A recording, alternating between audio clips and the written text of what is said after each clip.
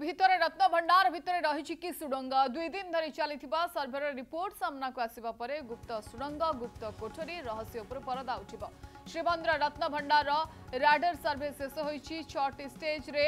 संग्रह होइतिबा सर्भे 2 दिन धरी करा जायछि। 3टी एंटीना माध्यम रे सर्भे डाटा जनरेट करिछि एवं एनजीआरई टीम डाटा को लैब रे व्याख्या करा जिबा परे ही प्रकृत तथ्य मिल पारिबो। रत्न भंडार चट्टाण तले कौन रही न रही से खूब शीघ्र चूड़ांत रिपोर्ट देव एनजीआरई टीम। सेपटे सर्भे काम सरिथिबा बेले आज श्रद्धालुओं दर्शन कटकणा हटि।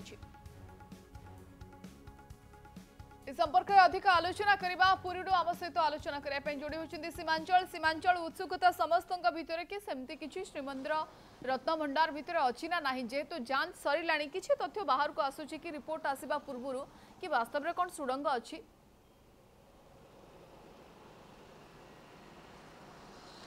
देखो निश्चित पक्षे समस्त मन भर गोटे उत्कंठा रही जे कौन बाहरी पारे जेहेतु गत 2 दिन धरिकी राडार सर्वे करागला 7टी पर्यायर हूँ गोटे आशा करा कि थी पारे बोली कहीं देखो रिपोर्ट आसो राज्य सरकार पाक रिपोर्ट जीव गत काली जो आम प्रतिक्रिया नौले से समय केउठे न केउठे गोटे उंकी मारूला जे किसी थी पारे बोली परवर्ती समय स्पष्ट हम आम तो आलोचना करवा तो विशेष भाव केमती देखुं आपड़ देखु तो गत काली शेष हो सारी राडार सर्वे शेष हो सारी गोटे समस्त अपेक्षा रही रिपोर्ट रे कौन आसो किंतु मन रही कि जे सुड़ंग थाईपे बोली रायगुरु बाबू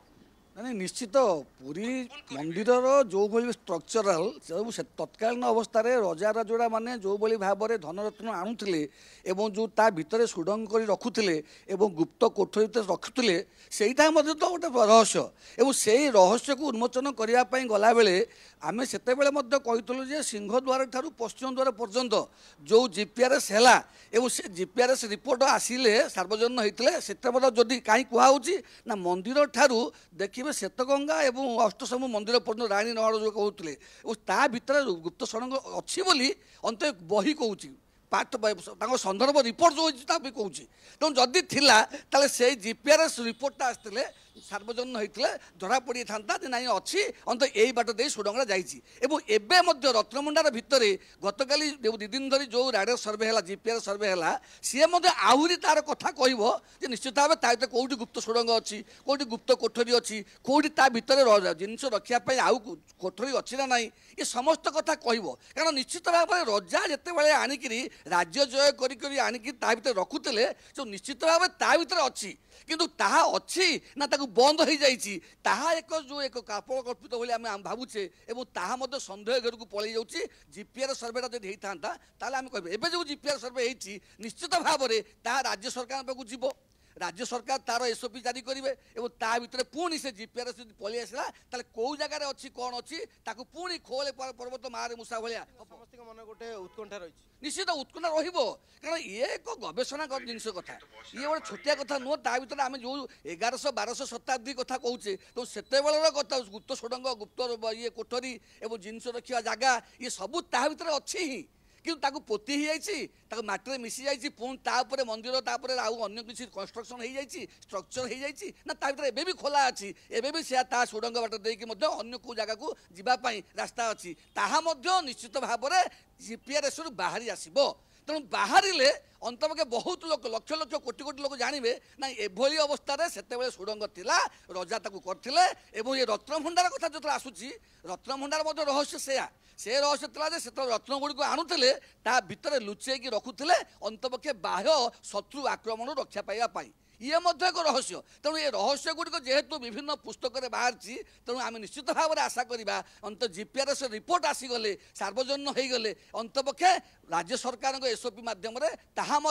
फाइंड आउट हो कौ जगार अच्छी कौ जगार अच्छी कौटी बंद हो जाइए ना पुणी सुडंग कुआड़ी जाइए ये समस्त कथा से रिपोर्ट ही आसो तेणु आम तत्कालीन अवस्था 2 वर्ष 3 वर्ष तले गुजरात आईटीआई अफिसर मैंने आसिले जीपीआर सर्वे कले राति अध्याय कला से कहूँ अंत जीपीआर सर्वे होची से रिपोर्टा सार्वजन भाई कर सार्वजन कले लोके जानवे ना प्रकृत मंदिर कहीं आम कहचे कि जो मंदिर परिक्रमा मार्ग तले बहुत कला संस्कृति कीर्तिराजी लुचिकी रही এইটা আজি নুহ କାରଣ ଆମେ କହିଛୁ ଏଠି ବୌଦ୍ଧଙ୍କ ସମୟରୁ ଯେହେତୁ ଏଠି ଗୋଟେ ସ୍ଥାପତ୍ୟ କଳା ଥିଲା ତା ଉପରେ ମନ୍ଦିର ମଧ୍ୟ ତିଆରି ହେଇଛି ତେଣୁ ସେଥିରେ ତଳେ ନିଶ୍ଚିତ ଭାବରେ ଅଛି। ଶରତ ରାୟଗୁରୁଙ୍କ କହିବା କଥା ହେଲା ନିହାତି ପକ୍ଷେ ସୁଡ଼ଙ୍ଗ ଅଛି ବୋଲି କୁହାଯାଉଛି ପରବର୍ତ୍ତୀ ତମରେ ତା ସ୍ପଷ୍ଟ ନିଶ୍ଚୟ କିଛି ପ୍ରତିକ୍ରିୟା ପ୍ରକାଶ ପାଉଛି ଯେଉଁମାନେ ସନ୍ଦେହ କରୁଛନ୍ତି କି ଗୁପ୍ତ କୋଠରୀ ବା ସୁଡ଼ଙ୍ଗ ରହିଛି ଯାହାକୁ ନେଇକି 2 ଦିନ ଧରି ଲଗାତାର ସୀମାଞ୍ଚଳ ଯାଞ୍ଚ ବି କରାଯାଇଛି କିନ୍ତୁ ରିପୋର୍ଟ ଆସିଲା ପରେ ଜଣାପଡ଼ିବ କି ବାସ୍ତବରେ ସେମିତି କିଛି ଅଛି ନା ନାହିଁ। ସେପଟେ ଦର୍ଶନ କଟକଣାକୁ ହଟାଯାଇଛି। ଧନ୍ୟବାଦ। ସୀମାଞ୍ଚଳ ଆମ ସହିତ ପୁରୀରୁ ଯୋଡ଼ି ହୋଇଥିଲେ ଅଧିକ ଆଲୋଚନା କରିବା।